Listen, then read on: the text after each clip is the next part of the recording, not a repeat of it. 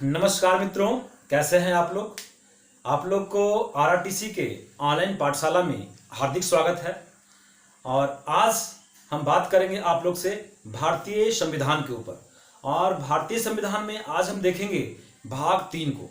भाग 1 और 2 हमने पहले कर रखा है। भाग 1 जिसका विषय था संघ और उसका राज्य क्षेत्र, जिसमें अनुच्छेद 1 से लगाकर 4 तक दे रखा था। उसके बाद भाग 2, तो भाग 2 का विषय था नागरिकता, और नागरिकता में अनुच्छेद 5 से लगाकर 11 तक दे रखा था। तो आज हम देखेंगे भाग 3। देखिए भाग 3 के बारे में देखते हैं। तो ये भाग 3 जो है भारतीय संविधान का भाग 3, जिसका विषय है मूल अधिकार। इसका विषय क्या है? मूल अधिकार, यानी कि फंडामेंटल राइट। तो भारतीय संविधान के भाग 3 का विषय है मूल अधिकार, यानी कि मौलिक अधिकार, यानी कि फंडामेंटल राइट। ये मूल अधिकार जो है ये अमेरिका के संविधान से लिया गया है। कहां से लिया गया है? अमेरिका के संविधान से लिया गया है। अगर देश की बात करें मूल अधिकार के लिए तो क्या होगा? अमेरिका। मूल अधिकार कहां से लिया गया है? अमेरिका के संविधान से लिया गया है। अगर इसमें भाग 3 में अनुच्छेद की बात करें तो इसमें अनुच्छेद जो है वो 12 से लगाकर 35 तक दे रखा है। अनुच्छेद जो इसमें है वो 12 से लगाकर, अनुच्छेद 12 से लगाकर 35 तक दे रखा है, मौलिक अधिकार से संबंधित। देखिए, अगर हम मौलिक अधिकार को समझना चाहें तो उससे पहले हमें एक अधिकार के बारे में और चर्चा करना होगा। वो है मानव अधिकार। मानव अधिकार यानी कि ह्यूमन राइट्स। देखिए क्या है मानव अधिकार। अगर मानव अधिकार की बात करें, क्या है मानव अधिकार, तो देखिए मानव को मानव होने के नाते, मानव को मानव होने के नाते जो अधिकार प्राप्त है उसे मानव अधिकार कहते हैं। मानव अधिकार किसी देश की सीमाओं से बंधा हुआ नहीं होता है। मानव अधिकार जो है व्यक्ति के जन्म से ही प्राप्त होता है, और मानव अधिकार कभी भी किसी देश की संविधान का मुहताज नहीं होता है। तो यह है मानव अधिकार। अगर मानव अधिकार की तुलना में मौलिक अधिकार को देखें तो मानव अधिकार की तुलना में मौलिक अधिकार एक संकीर्ण अवधारणा है। मौलिक अधिकार एक संकीर्ण अवधारणा है। मौलिक अधिकार हमें जब भी मिलता है तो किसी भी देश के संविधान के तहत ही हम लोग को मौलिक अधिकार मिलता है, और मौलिक अधिकार देश की सीमाओं से बंधा हुआ होता है। मौलिक अधिकार हमेशा देश की सीमाओं से बंधा हुआ होता है। इसमें देखिए, जब कभी अगर मौलिक अधिकार का उल्लंघन होता है, जब कभी अगर मौलिक अधिकार का उल्लंघन होता है तो हम उसका रक्षा, मौलिक अधिकार का रक्षा उसी संविधान के तहत करते हैं। मौलिक अधिकार का रक्षा हम उसी संविधान के तहत करते हैं। तो ये देखिए हम लोग मानव अधिकार और मौलिक अधिकार के बारे में बात को समझे। अब देखते हैं जो भारत के संविधान का भाग 3 है उसका विषय जो मौलिक अधिकार है वो भाग 3 में अनुच्छेद 12 से लगाकर 35 तक जो है उसमें मूल अधिकारों का विस्तार से विवरण दिया है, विस्तार से चर्चा किया है। देखिए हमारे देश के जो संविधान निर्माता थे वो संविधान निर्माता अमेरिकी संविधान में वर्णित, अमेरिकी संविधान में वर्णित अधिकार पत्र, अमेरिकी संविधान में वर्णित अधिकार पत्र 1791 से प्रभावित थे। अमेरिकी संविधान में वर्णित अधिकार पत्र 1791 से प्रभावित थे, यानी कि अमेरिका से ही लिया गया है हम लोग के संविधान में मूल अधिकार को, तो वहां के संविधान से प्रभावित है। ये जो अधिकार पत्र 1791 है इसको बिल ऑफ राइट भी कहते हैं। क्या कहते हैं? बिल ऑफ राइट भी कहते हैं। अब देखिए मूल अधिकार जो है वो संविधान में उल्लेखित वैसा अधिकार है, मूल अधिकार जो है संविधान में उल्लेखित वैसा अधिकार है जो व्यक्ति के भौतिक और आध्यात्मिक,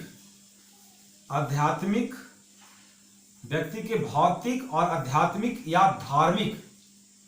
धार्मिक विकास के लिए आवश्यक है।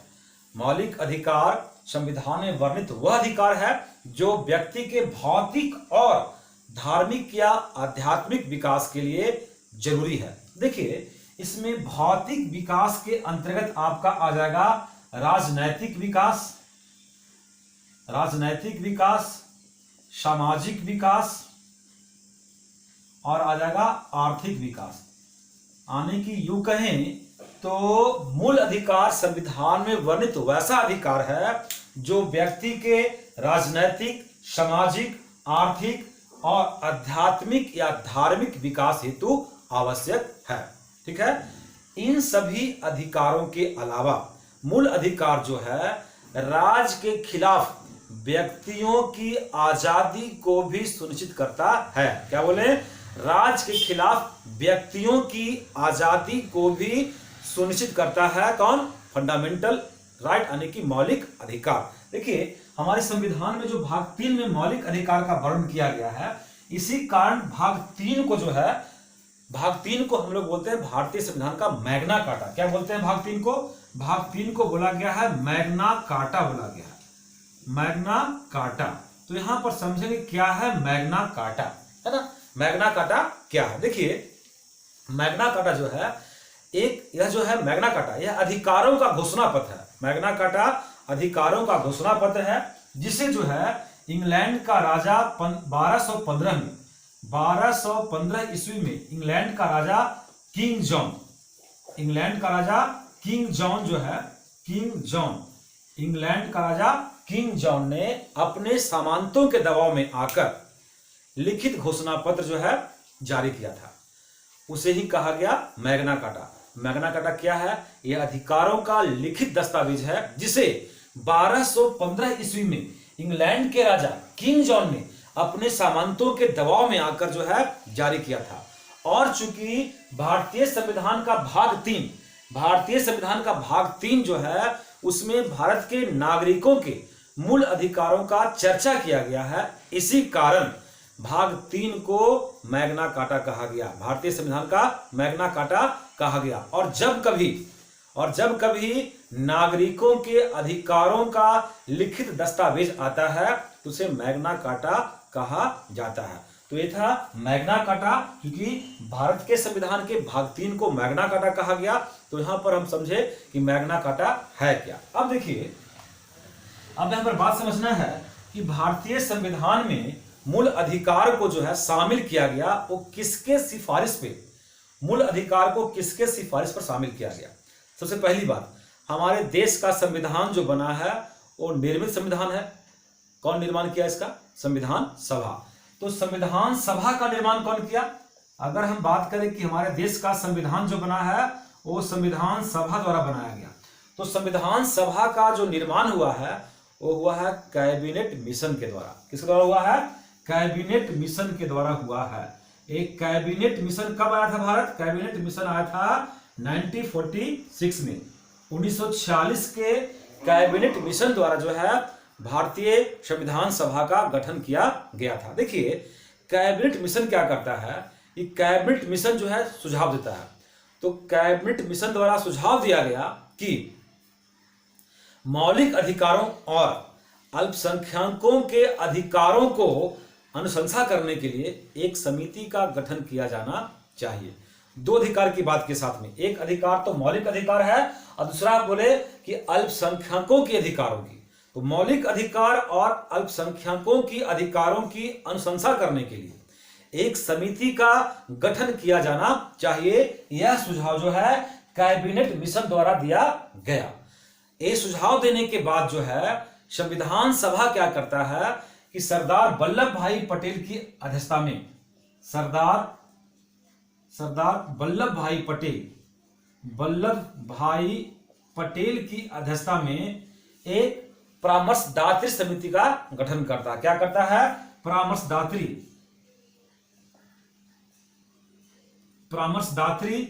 परामर्शदात्री समिति का गठन करता है। किनकी अध्यक्षता में? परामर्शदात्री समिति का गठन किसकी अध्यक्षता में करता है? सरदार वल्लभ भाई पटेल की अध्यक्षता में करता है परामर्शदात्री समिति का गठन। देखिए, और साथ में क्या करता है? जेबी कृपलानी जे बी कृपलानी की अध्यक्षता में मूल अधिकार और एच.सी. मुखर्जी की अध्यक्षता में अल्पसंख्यक के अधिकार से संबंधित उप समिति का गठन किया जाता है। ध्यान दीजिएगा, कैबिनेट मिशन के सुझाव पर जो है संविधान सभा क्या करता है, सरदार वल्लभ भाई पटेल की अध्यक्षता में परामर्शदात्री समिति का गठन करता है और जे.बी. कृपलानी की अध्यक्षता में मूल अधिकार से संबंधित उप समिति का गठन करता है और साथ में एच.सी. मुखर्जी की अध्यक्षता में अल्पसंख्यक के अधिकारों से संबंधित उप समिति का गठन करता है। और एक समिति और उप समिति के सिफारिश पर ही जो है भारतीय संविधान में मूल अधिकार को शामिल किया गया। क्लियर है बात? भारतीय संविधान में मूल अधिकार को शामिल किया गया परामर्शदात्री समिति के सिफारिश पर। तो परामर्शदात्री समिति और साथ में दो उप समिति बना, एक जो है जे.बी. कृपलानी की अध्यक्षता में बना मूल अधिकार से संबंधित उप समिति और एक बना एच.सी. मुखर्जी की अध्यक्षता में अल्पसंख्यकों के अधिकारों से संबंधित उप समिति। और एक दो उप समिति और एक समिति के सिफारिश पर ही भारतीय संविधान में मूल अधिकारों को शामिल किया गया। अगर बात करें मूल अधिकार का, तो मूल अधिकार जो है सबसे पहले 1789 में मूल अधिकार सबसे पहले जो है 1789 में मूल अधिकार सबसे पहले 1789 में जो है फ्रांस के संविधान में शामिल किया गया था। मूल अधिकार सबसे पहले 1789 में फ्रांस के संविधान में शामिल किया गया था। देखिए, मूल अधिकार तो अमेरिका के संविधान से ही लिया गया है, लेकिन सबसे पहले फ्रांस के संविधान में मूल अधिकार को शामिल किया गया था। देखिए, अमेरिका और फ्रांस में जो मूल अधिकार है, तो अमेरिका और फ्रांस में मूल अधिकारों की जो प्रकृति है वो प्राकृतिक है और अपरिहार्य बताया गया है, जरूरी। अमेरिकी और फ्रांसीसी संविधान में मौलिक अधिकार प्राकृतिक और अपरिहार्य अधिकार है, प्राकृतिक और अपरिहार्य अधिकार है। देखिए, अगर हम बात करें मूल अधिकार का, तो मूल संविधान में अगर बात करें मूल संविधान का, तो मूल संविधान में मौलिक अधिकारों की संख्या 7 था। मूल संविधान में मौलिक अधिकारों की संख्या 7 था, परंतु वर्तमान में मूल अधिकार 6 है। पहले 7 था, अब 6 है। क्यों है 6? 1978 ईस्वी में जनता पार्टी का सरकार था और मोरारजी देसाई के सरकार था। उस समय क्या किया गया कि संपत्ति के अधिकार को मौलिक अधिकार से हटा दिया गया और उसे जो है कानूनी अधिकार बना दिया गया। तो बात करते हैं कहां पे था संपत्ति का अधिकार। देखिए, एक तो अनुच्छेद 31 में था संपत्ति का अधिकार और दूसरा अनुच्छेद 19 के 1 के एक में भी था संपत्ति का अधिकार। तो अनुच्छेद 31 और अनुच्छेद 19 के एक के एफ दोनों जगहों से संपत्ति के अधिकार को हटाकर 1978 में इसे भाग 12 के अनुच्छेद 300 के क में रख दिया गया। कहां रख दिया गया है? भाग 12 के अनुच्छेद 300 के क में रख दिया गया है और इसे वैधानिक अधिकार बना दिया गया है। इसे क्या कर दिया गया? वैधानिक अधिकार बना दिया गया और अनुच्छेद 31 और अनुच्छेद 19 1 के एफ को हटा दिया गया। यानी कि अब जो है हम लोग का अधिकार, मौलिक अधिकार जो है अब 7 नहीं 6 है। आगे बात करते हैं मूल अधिकार से। देखिए, अगर बात करें मूल अधिकार का, तो मूल अधिकार की कुछ विशेषता को देखते हैं। क्या है विशेषता मूल अधिकार का? तो मौलिक अधिकार व्यक्ति को राज्य के कठोर नियमों के प्रति सचेत करता है और सशक्त नागरिक का निर्माण करने में सहायता करता है, जिससे वे सरकार की दमनकारी नीतियों के विरुद्ध जो है अपना विरोध दर्ज कर सके व्यक्ति। तो यह पाठ पढ़ाता है हमें मौलिक अधिकार सरकार के दमनकारी नीतियों के विरुद्ध अपना विरोध दर्ज करने का। देखिए, अगर हम बात करें मूल अधिकार का, तो मूल अधिकार को क्यों कहते हैं मौलिक अधिकार? क्यों कहते हैं मौलिक अधिकार? क्योंकि अगर मूल अधिकार का उल्लंघन होता है तो मूल अधिकार के उल्लंघन होने की दशा में आप सीधे हाई कोर्ट या सुप्रीम कोर्ट जा सकते हैं और हाई कोर्ट और सुप्रीम कोर्ट में जाकर आप अपील कर सकते हैं। ठीक है, तो बात करते हैं कि सुप्रीम कोर्ट जो जाइएगा आप, सुप्रीम कोर्ट मौलिक अधिकार के उल्लंघन के विरुद्ध में अपील करने के लिए, तो अनुच्छेद 32 के सहारे जाइएगा। अनुच्छेद 32 के सहारे आप कहां जाएंगे? Supreme court. और अगर हाई कोर्ट जाना है तो आपको जाना होगा अनुच्छेद 226 के तहत। अनुच्छेद 226 के तहत हाई कोर्ट और अनुच्छेद 32 के तहत सुप्रीम कोर्ट में हम लोग जो है मौलिक अधिकार के उल्लंघन के विरुद्ध में अपील जो है दायर कर सकते हैं। देखिए, मौलिक अधिकार जो है वो व्यक्ति को राज्य के खिलाफ प्राप्त अधिकार है। मौलिक अधिकार व्यक्ति को राज्य के खिलाफ प्राप्त अधिकार है। लेकिन देखिए, ध्यान दीजिए, मौलिक अधिकार जो है अस्थाई अधिकार नहीं है।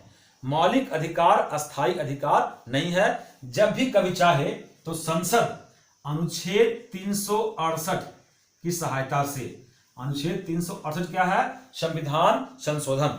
देखिए, हर एक वीडियो में अनुच्छेद की चर्चा आता है, जहां तहां से भी, उस पर आप ध्यान दीजिएगा और नोट कीजिएगा। तो अनुच्छेद 368 जो कि संविधान संशोधन की प्रक्रिया को बताता है, तो संसद अनुच्छेद 368 के प्रयोग करके और संविधान संशोधन करके आपके मौलिक अधिकार की जो है उसकी सीमा को घटा सकता है या बढ़ा सकता है। यानी कि मौलिक अधिकार को घटाने और बढ़ाने का पावर संसद को दिया गया है। इसके साथ एक अनुच्छेद है 352। अनुच्छेद 352, इससे होता है लागू राष्ट्रीय आपात। अनुच्छेद 352 से राष्ट्रीय आपात और 356 से राष्ट्रपति शासन और 360 से वित्तीय आपात। तो चर्चा कर लीजिएगा।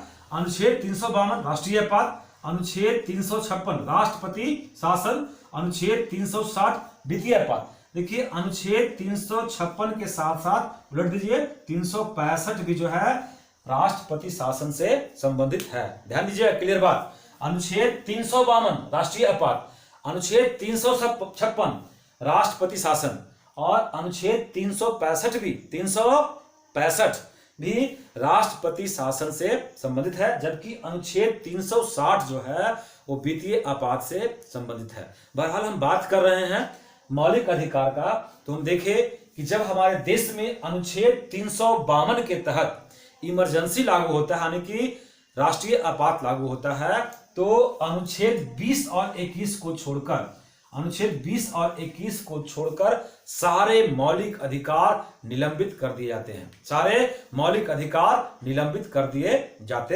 हैं। चलिए देखें, तो हम देख रहे हैं कि जो हमारे मौलिक अधिकार जो बच गया है 6, एक कौन कौन मौलिक अधिकार अभी वर्तमान में बचा हुआ है। और एक मौलिक अधिकार जो कि संपत्ति का अधिकार था, अनुच्छेद 31 वाला, वो मौलिक अधिकार नहीं रहा, वह अब कानूनी अधिकार बन चुका है। देखिए, मौलिक अधिकार में पहला अधिकार क्या है? 6 मौलिक अधिकार है हम लोग का, 6 मौलिक अधिकार है। ये 6 मौलिक अधिकार में पहला अधिकार है समानता का अधिकार। पहला अधिकार है समानता का अधिकार।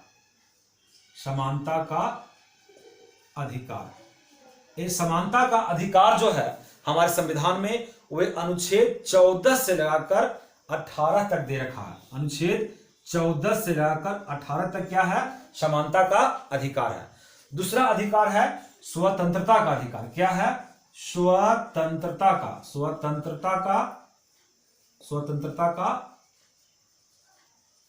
अधिकार।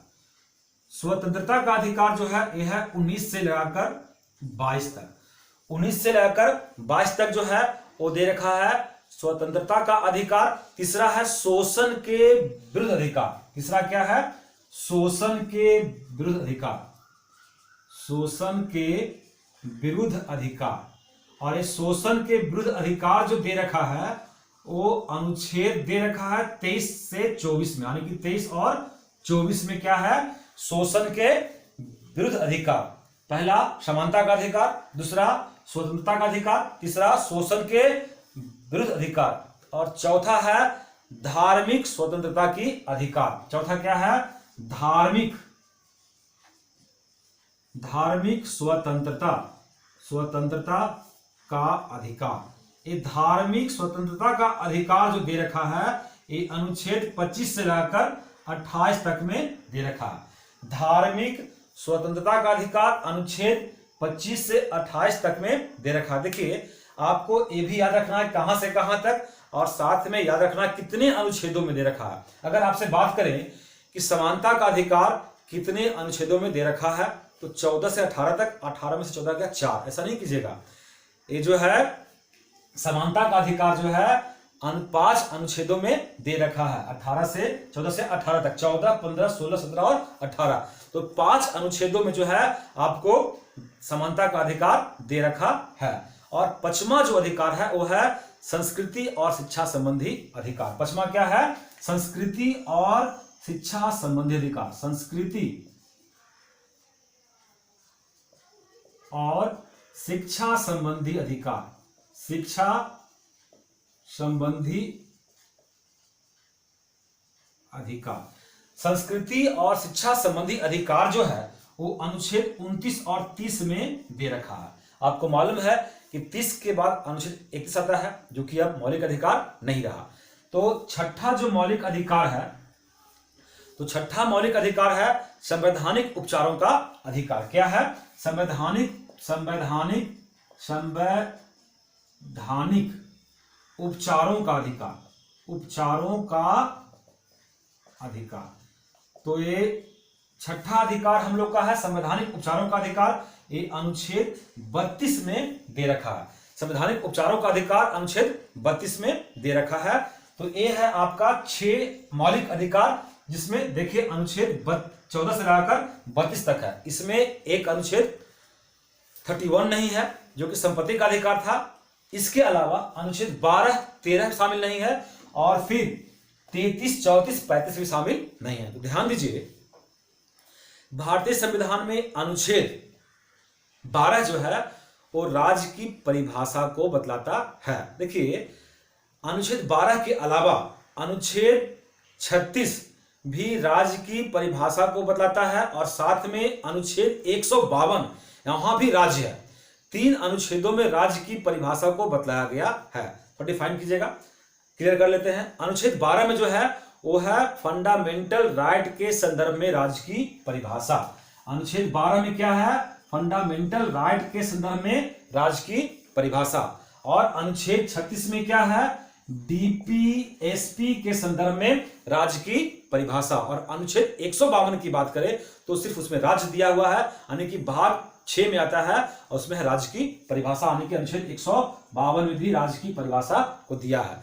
तो राज्य की परिभाषा अनुच्छेद 12 में भी है, 36 में भी है, और अनुच्छेद 152 में भी है। तो यहां पर अनुच्छेद 12 में है राज्य की परिभाषा। और अगर बात करें अनुच्छेद 13 का, तो अनुच्छेद 13 में है जुडिशियल रिव्यू के बारे में कहा गया है, न्यायिक पुनराविलोकन के बारे में बात किया है। और फिर अनुच्छेद 33, 34, 35 जो है संसद से संबंधित अधिकारों के बारे में व्याख्या इसमें किया गया है। जैसे अगर बात करें अनुच्छेद 34 का, तो उसमें कहता है कि कर्फ्यू लागू होने पर सारे मौलिक अधिकार निलंबित हो जाते हैं। तो देखिए ये था हमारा मौलिक अधिकार।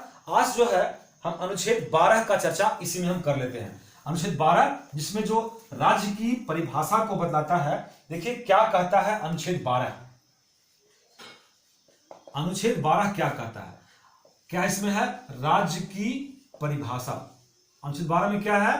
राज्य की परिभाषा, लेकिन डीपीएसपी के संदर्भ में राज्य की परिभाषा दिया है, यानी कि मूल अधिकार के संदर्भ में राज्य शब्द को परिभाषित किया गया है अनुच्छेद 12 में। और राज्य के अंतर्गत जो है निम्नलिखित को शामिल किया गया है। अनुच्छेद 12 के तहत राज्य में शामिल किसको किया गया है? नंबर 1 अगर बात करें जिसको राज्य में शामिल किया गया है अनुच्छेद 12 के तहत, वो है भारत सरकार एवं संसद। क्या है? भारत सरकार एवं संसद। भारत सरकार एवं संसद ये क्या है?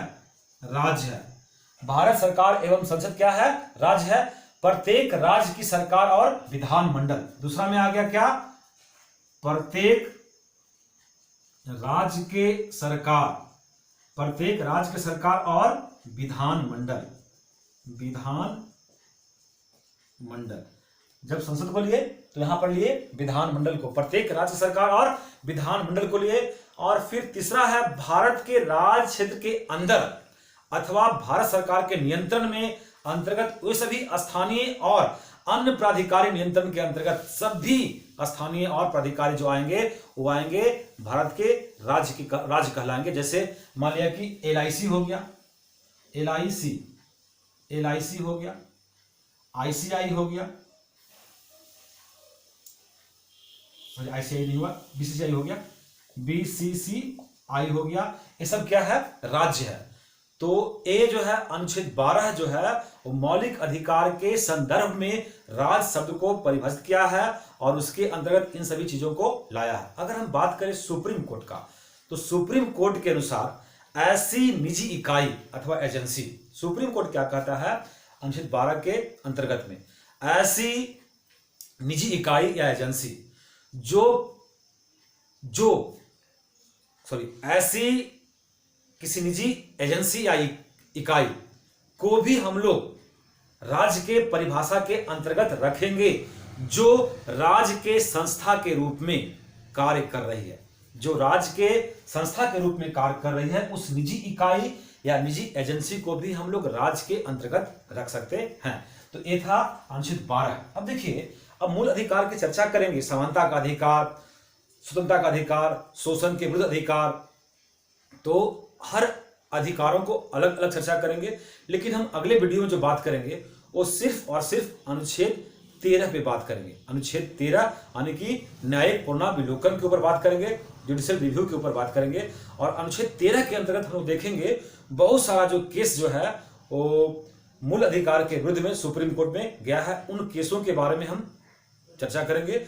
और चूंकि पहले से कुछ वीडियो हम अपलोड कर चुके हैं उन केसों के मामलों के ऊपर, शंकरी प्रसाद के ऊपर कर चुके हैं, केशवन भारती के ऊपर कर चुके हैं, गोलका नाथ के बारे में कर चुके हैं, तो आप उन केसों को भी स्टडी कीजिए। और आगे हम बात करेंगे अनुच्छेद 13 के ऊपर। तो आज के लिए मूल अधिकार में इतना ही, और आगे जो है चर्चा हम अगली वीडियो में करेंगे। तब तक के लिए थैंक यू, धन्यवाद। आप वीडियो को लाइक करें, शेयर करें और सब्सक्राइबर की संख्या को बढ़ाने की कोशिश करें ताकि अन्य विद्यार्थियों को भी इसका बेनिफिट मिल सके। हमें उम्मीद है कि आप लोग और जो पहले वीडियो बनाए हैं ये हिस्ट्री के ऊपर जो है, प्राचीन भारत के इतिहास के ऊपर, उसको आप देख रहे होंगे। और पॉलिटिकल साइंस में भाग 1 भाग 2 को देखे होंगे, और साथ में संविधान सभा का 2 वीडियो डाले हैं उसको आप देखे होंगे। और इस वीडियो को देखकर लाइक करें, शेयर करें, और इस वीडियो को देखकर भी आप नोट्स को जरूर तैयार करें ताकि आपको भविष्य में भी काम दे। ठीक है, थैंक यू, धन्यवाद।